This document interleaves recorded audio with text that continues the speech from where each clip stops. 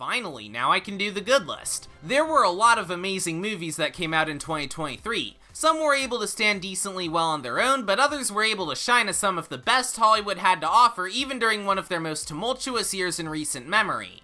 And today, I'll be highlighting 10 of the best films to come out in 2023. Obviously, this list is based on my own personal opinions, and it'll only apply to films I've seen in their entirety. So, unfortunately, that rules out the likes of Maestro, Poor Things, and American Fiction. Otherwise, it's finally time for me to talk about my top 10 favorite movies of last year. Let's get started.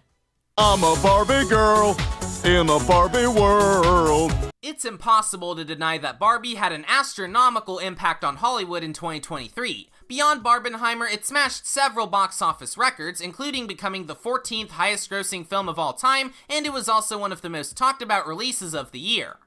And it was certainly worth the hype. Like, right off the bat, this movie looks amazing. The production design is impeccable, with tons of detail put into the sets that make it very apparent that this is a Barbie movie. The costume design is also excellent, with tons of variety in the outfits worn by both the Barbies and the Kens, making for some consistent creativity all around.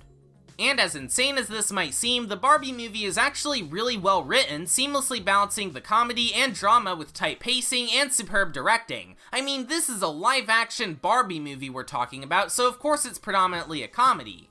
And it's a really funny one at that, like genuinely really funny. And this can mainly be attributed to the excellent performances from the lead actors Margot Robbie and Ryan Gosling. But it's also a deep and thought-provoking commentary about existentialism, gender stereotypes, and what it truly means to be yourself. This really comes into fruition in the last few scenes of the film, and I'll admit, I got kind of emotional watching it. However, it's only number 10 because I feel like the second half of the film was a bit messy and that some of the ideas it presented could have been explored better. Otherwise, Barbie was certainly worth the hype. Now, please, Warner Brothers, don't try to turn this into a big franchise. Sometimes a one-hit wonder can be nice too, you know? Oh my god, no, it's John Wick. The John Wick movies are great. They've got great action, great direction, great character development, the whole shebang. And the fourth entry in the series managed to be the best one yet. This time, it's clear that the stakes are much higher than before. While it's almost 3 hours long, it's exceptionally written and paced to where it feels much more like a 2-hour movie, with Keanu Reeves continuing to shine as the title character. The rest of the actors are also great, with Donnie Yen and Bill Skarsgård being among the standouts. But let's talk about what I'm sure most people want to see from John Wick, which is the action. And let me tell you, Chapter 4 delivers in that regard. The fights are impeccably choreographed and amazingly shot, making great use of the new locations and standing out well from the rest of the franchise. This all comes to a head by the third act, which is absolutely perfect. It's engaging, suspenseful, shocking, and concludes in an emotional yet satisfying way. And beyond the action, this is still a really good movie. It's well written and well directed, the music is great, and the callbacks to the past movies are welcome. I guess the only reason it's at number 9 is simply because I thought there were better movies to have come out this year, and I guess sometimes it could take a while for the more interesting parts of the film to happen. But make no mistake, John Wick Chapter 4 is easily the peak of the franchise. Wait, hold on, there's gonna be a 5th one? How the hell is that gonna work? Whatever, at least this one was still a great conclusion to John Wick's story.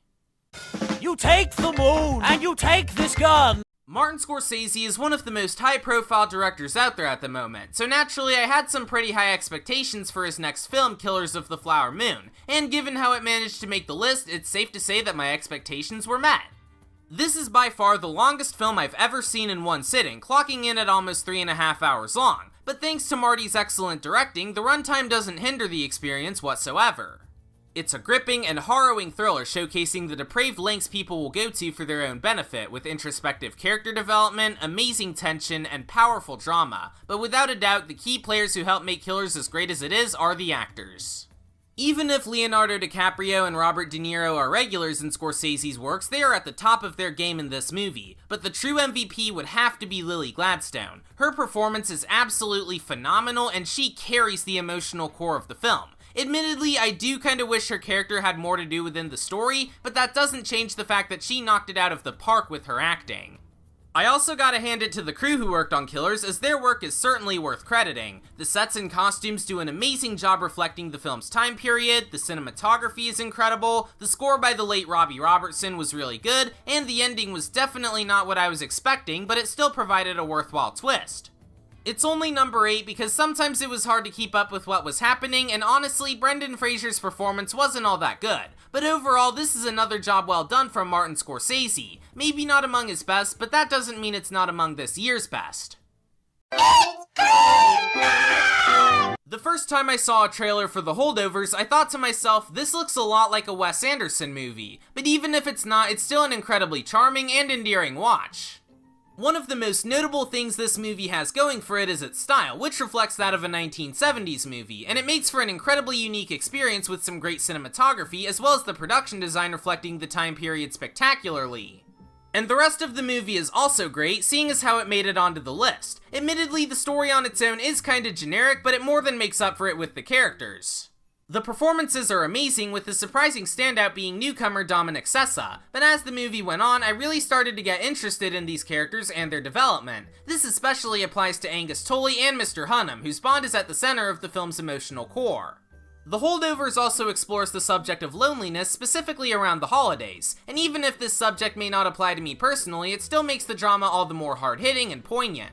Overall, The Holdovers definitely earned its spot as one of the best movies of 2023. I may have preferred the top 6 movies a tiny bit more, but I can definitely see myself revisiting this one around Christmas time. But don't worry, it's still a great movie no matter what time of year you watch it. Pete, I'm done running.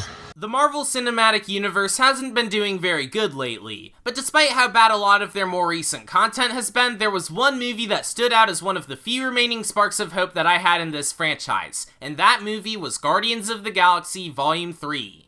The first 2 Guardians movies are among some of Marvel's best, and with the horribly beautiful James Gunn returning to do the 3rd installment, I could tell that we were in good hands. The result is perhaps the best post-Endgame project to come out of the MCU.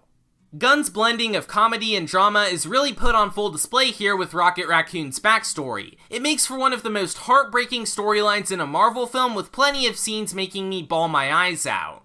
At the same time, the humor perfectly balances out the emotion with some impeccable delivery and all the actors being just as fun as ever. That and the new characters we get are also decently entertaining.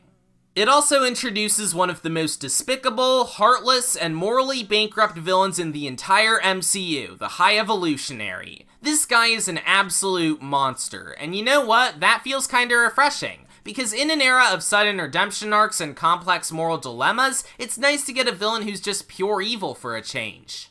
But despite how crushing a lot of scenes in Guardians 3 are, it's all tied together amazingly in the Guardians' character arcs. I mean, this is the last time we'll be seeing a lot of them, so it's great that James Gunn was able to bid farewell to them in an emotionally satisfying way.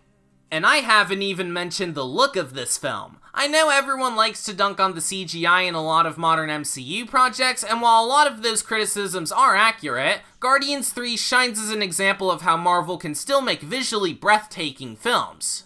Obviously, there's a lot of incredible looking CG environments, and the action scenes are as exciting as always, but there's also some beautiful cinematography, an excellent soundtrack per James Gunn standards, and some unbelievably good makeup. Like, this movie actually set a record for the most prosthetic makeup in a Hollywood feature film, and the effort put into it really shows in the final product.